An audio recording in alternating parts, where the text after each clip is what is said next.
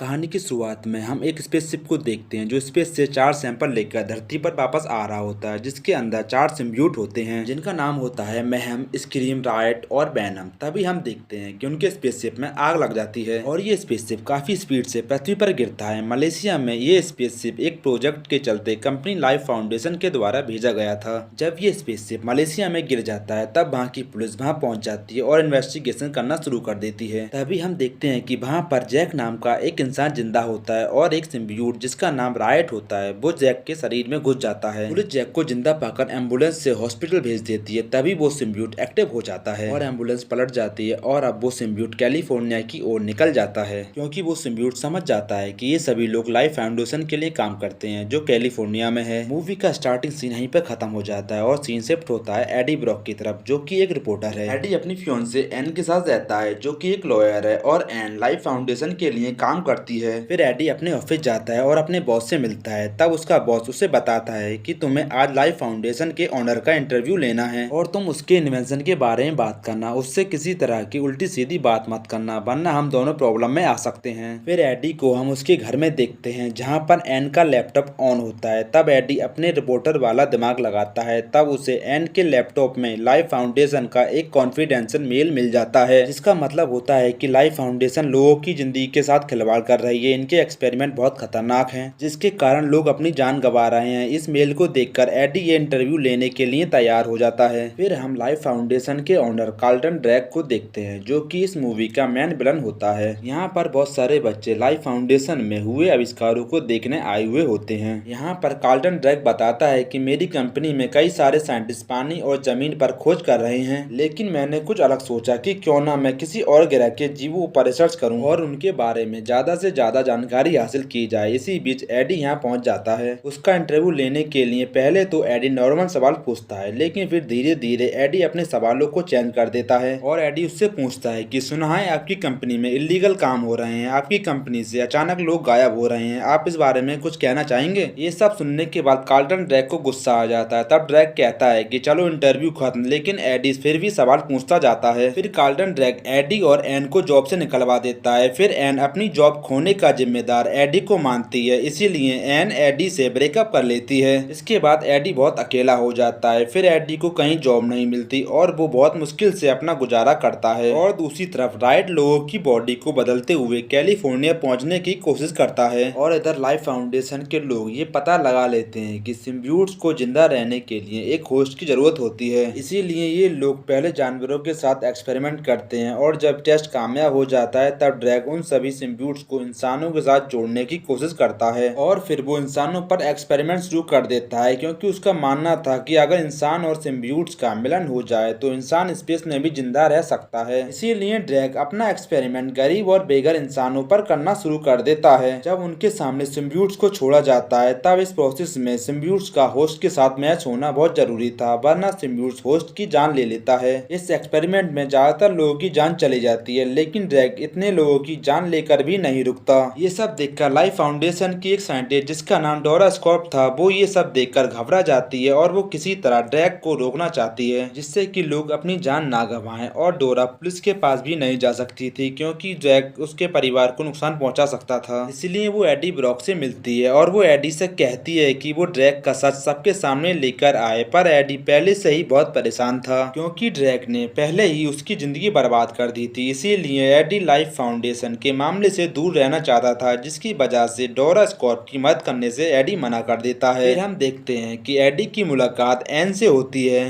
अब एन दूसरे किसी आदमी के साथ रिलेशनशिप में थी। ये देखकर एडी को अपनी हालत पर बहुत पछतावा होता है। तब एडी कार्लटन ड्रैक से बदला लेने की ठानता है, इसीलिए वो अब डोरा स्कॉर्प से मिलता है जो कि उसे चुपके से कंपनी के अंदर ले जाती है ताकि एडी वहां से कुछ सबूत हासिल कर सके। एडी वहां जाकर कुछ मरे हुए लोगों की फोटो ले रहा होता है, पर तभी वहां उसे एक जानी पहचानी औरत नजर आती है जो कि एडी से मदद मांगती है। असल में वो औरत मर जाती है क्योंकि उसकी बॉडी में सिम्बियोट होता है जो उसकी बॉडी से निकलकर किसी और बॉडी में जाना चाहता है। जब एडी उस औरत को बचाने के लिए शीशा तोड़ता है तब वो औरत एडी के ऊपर गिर जाती है और वो सिम्बियोट उस औरत का शरीर छोड़कर एडी की बॉडी में घुस जाता है। तब लाइफ फाउंडेशन के लोग एडी पर हमला कर देते हैं। तब एडी किसी तरह वहां से निकलता है। उस सिम्बियोट की वजह से एडी की बॉडी में काफी बदलाव आ गए थे और उसे उसे एक अजीब सी आवाज सुनाई दे रही थी, लेकिन एडी इन सब बातों पर ध्यान नहीं देता है और एडी लाइफ फाउंडेशन के सबूतों को लेकर एन से मिलता है, क्योंकि एन एक वकील थी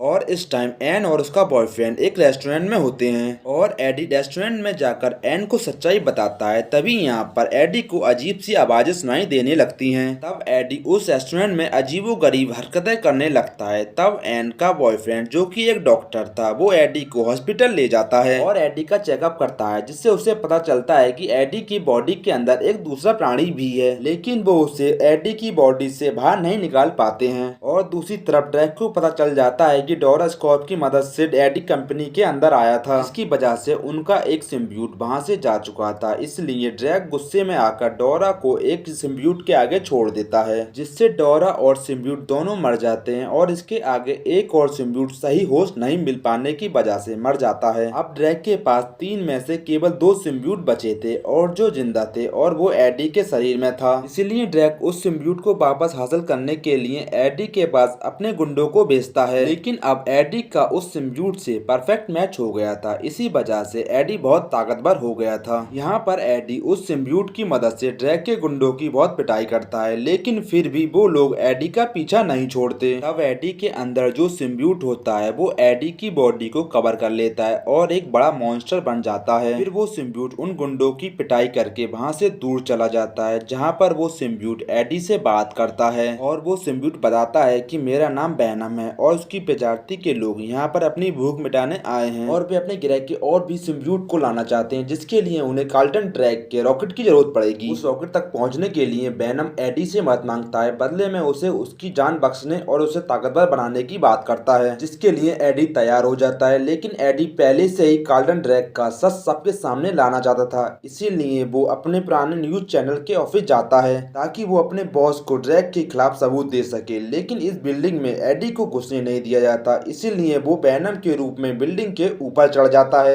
एडी वहाँ सबूतों को छोड़ देता है, लेकिन उसका मॉन्स्टर वाला रूप देखकर मिलिट्री वहाँ आ जाती है और एडी को घेर लेते हैं। तब एडी फिर से वेनम बनकर उन सभी को हराकर वहाँ से निकल जाता है। तभी एन वहाँ आ जाती है और वो एडी का सिम्बियूट वाला रूप देख लेती है। ये सब देखकर एन बहुत डर जाती है, इसीलिए एन उसे फिर से हॉस्पिटल ले जाती है। तब डॉक्टर उसे बताता है कि सिम्बियूट उसकी बॉडी को अंदर से खराब कर रहा है, लेकिन वेनम एडी को बताता है कि ये डैमेज केवल टेम्परेरी है और वो उसकी बॉडी को ठीक कर देगा। लेकिन एडी फिर भी उसे अपने से अलग करने का फैसला कर लेता है। एडी को यहाँ पर उसकी कमजोरियां पता चल गई थी कि उसे तेज आवाज और आग से खतरा है, जिसके बारे में उसने एन को भी बता दिया था। अब एन एमआरआई मशीन से तेज आवाज निकालती है, जिससे वेनम एडी की बॉडी से बाहर आ जाता है, जिसके बाद एडी उस हॉस्पिटल से बाहर चला जाता है और तभी कार्ल्टन ड्रैक के आदमी वहाँ आकर उसे पकड़ लेते हैं, क्योंकि उन्हें लग रहा था कि एडी के पास वो सिम्बियूट है। और दूसरी तरफ राइट सिम्बियूट अलग अलग लोगों की बॉडी के द्वारा मलेशिया से सैन फ्रांसिस्को आ जाता है। फिर वो लाइफ फाउंडेशन में पहुंचता है, जहां वो कार्ल्टन ड्रैक से मिलता है और वो सिम्बियूट ड्रैक की शरीर में घुस जाता है और वो सिम्बियूट ड्रैक की बॉडी से परफेक्ट मैच हो जाता है। तब राइट ड्रैक को बोलता है कि वो अपने ग्रह पर वापस जाकर दूसरे सिम्बियूट को भी यहाँ लाना चाहता है, जिसके लिए ड्रैक भी तैयार हो जाता है, क्योंकि ड्रैक सिम्बियूट और इंसानों के मिलन को अपने द्वारा की गई कोई खोज समझ रहा था। फिर हम देखते हैं कि ड्रैक के लोग एडी को पकड़कर एक चेयर के साथ बांध देते हैं और जब ड्रैक और राइट ये देखते हैं कि एडी के साथ अब वेनम नहीं है, तब ड्रैक अपने गुंडों को एडी को मारने के लिए बोल देता है। उधर वेनम को ये पता चल जाता है कि एडी को ड्रैक के गुंडे उठाकर ले गए हैं, इसीलिए वो एन के शरीर में घुस जाता है। तब एन और वेनम एडी को बचा लेते हैं। अब वेनम वापस एडी के शरीर में आ जाता है। अब वेनम का इरादा बदल गया था। पहले वो राइट की तरह पृथ्वी पर कब्जा करना चाहता था, लेकिन उसे अब ये दुनिया अच्छी लगने लग गई है और वो यहाँ पर इकलौता ताकतवर एलियन बनकर रहना चाहता है। इसीलिए वेनम राइट के खिलाफ हो जाता है और अब वेनम पृथ्वी को बचाने का सोच लेता है और उधर ड्रैक कैलेंडर प्लेनेट पर जाने के लिए रॉकेट तैयार कर रहा था। पर ड्रैक के सभी साथी ये समझ गए थे कि ये सब करना उनके प्लानेट के लिए खतरा बन सकता है, इसीलिए वे लोग रॉकेट लॉन्च को रोकने की कोशिश करते हैं। पर तभी ड्रैक राइट के रूप में बाहर आ जाता है और सभी को मार देता है। फिर वो अपने रॉकेट में जाने लगता है, लेकिन तभी वहाँ वेनम पहुंच जाता है। यहाँ पर राइट को लग रहा था कि वेनम उसका साथ देने आया है, पर जब वेनम राइट को रोकता है तब राइट को वेनम पर गुस्सा आ जाता है और वो वेनम पर हमला कर देता है। फिर राइट वेनम को एडी से अलग करके